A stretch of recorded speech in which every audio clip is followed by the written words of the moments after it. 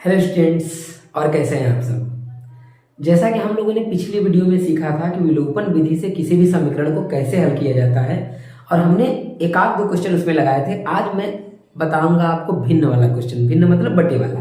जैसे कि ऐसे बटे में अगर क्वेश्चन लिखा हो तो उन क्वेश्चंस को कैसे लगाते हैं। अगर आपको ये क्वेश्चन समझ में आ गया तो पीछे वाला जो क्वेश्चन था वो भी आपको पूरी तरह से एकदम समझ में आ जाएगा, क्लियर एकदम। ठीक है, चलिए आइए देखते हैं कि ऐसे क्वेश्चन कैसे लगते हैं। ठीक है, तो सबसे पहले क्या करते हैं, इसका तीर्य गुणा कर लेते हैं। जब भी आपको भिन्न वाला क्वेश्चन मिलेगा आप हमेशा इसको क्या करेंगे, तीर्य गुणा यानी क्रॉस मल्टीप्लिकेशन। इसका यहां गुणा करेंगे, ये बन जाएगा आपका 3x। इसका यहां गुणा करेंगे, ये बन जाएगा 4y। और नीचे में नीचे वाले का गुणा मतलब हर का हर में गुणा, ये बन जाएगा 6 और बराबर में -1। ठीक है, अगर सेम यहां है तो इसको भी सेम कर दीजिए। यहाँ भी इसको तीर्य गुणा, इसके बटे में कुछ नहीं तो क्या ले लेंगे हम लोग, 1। किसी के भी बटे में आप 1 ले सकते हैं। ठीक, तीर्य गुणा कर लीजिए। तो इसका यहाँ पे जब गुणा करेंगे तो ये बन जाएगा 3x। इसका यहाँ कर दीजिए, कितना बन जाएगा -y। 1 छुपा हुआ होता है। ठीक, और 3 का 1 में करेंगे 3 बराबर में 3। ठीक, अब देखते हैं यहाँ ये बटे में है तो उधर क्या हो जाएगा, गुणा में हो जाएगा। भाग में है उधर गुणा हो जाएगा। ये हो जाएगा आपका 3x प्लस 4y बराबर में -1 × 6। चाहे तो हम डायरेक्ट भी गुणा कर सकते थे, उसमें कोई दिक्कत नहीं था। ठीक, बराबर में 3 × 3। क्लियर है। अब इसके बाद क्या होगा, गुणा कर देंगे। ये हो गया हमारा 3x प्लस 4y बराबर -6। समीकरण नंबर क्या बन गया, 1 बन गया। ठीक, इसका 3x - y बराबर में 9। समीकरण नंबर क्या बन गया, 2 बन गया। क्लियर हुआ। यानी जब भी किसी सवाल को हम लगाते हैं, हल करते हैं, तो जब भी भिन्न में मिल जाए, बटे में मिल जाए, तो सबसे पहले उसको तीर्य गुणा करके उसको सिंपल बना लीजिए। देखिए सिंपल बन गया। अब अगर सिंपल बन चुका है तो अब इसको सॉल्व कर सकते हैं हम लोग बहुत आसानी से। देखिए कैसे, यहाँ पे देखिए 3x और यहाँ पे 3x हमारा मिल रहा है। एक कोई पद मिलना चाहिए, मिल रहा है।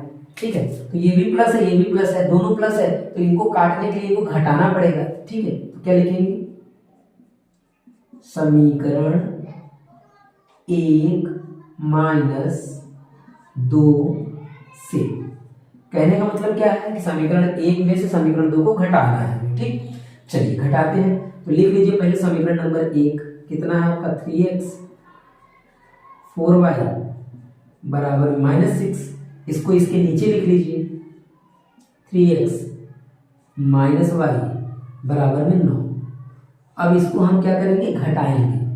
घटाइए और चिन्ह को बदल देंगे। घटाते समय हमेशा चिन्ह को बदल दिया जाता है। प्लस है तो क्या बन जाएगा, माइनस। माइनस है तो क्या बन जाएगा, प्लस। और ये प्लस है तो क्या बन जाएगा, माइनस।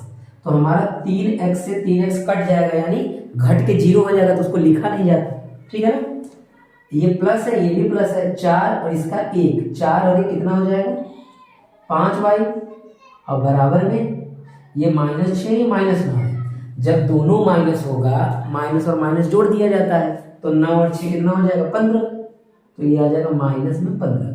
बटे में लेके जाइए तो y बराबर कितना हो जाएगा, -15 बटे में 5। और इसको कट कर देंगे तो कितना आ जाएगा आपका, -3। पहला आंसर आ गया, यानी y का वैल्यू हमें पता चल गया। अब हम क्या करेंगे, इस y की वैल्यू को समीकरण 1 या समीकरण 2, चाहे इसमें और चाहे इसमें, किसी में रख दीजिए। तो आइए यहाँ पे देखते हैं क्या लिखेंगे। लिखेंगे समीकरण 1 में y बराबर -3 रखने पर आप किसी भी समीकरण में रख सकते हैं, कोई दिक्कत नहीं है। तो यहाँ पे जहां y है वहां भी क्या रख देंगे, -3 रख देंगे। तो 3x प्लस 4y है, तो 4 और y की जगह पे आपको क्या लिखना है, -3 बराबर में क्या लिखेंगे आप, -6। क्लियर है, हमने मान को रख दिया। अब क्या करेंगे, इसका गुणा कर लेंगे।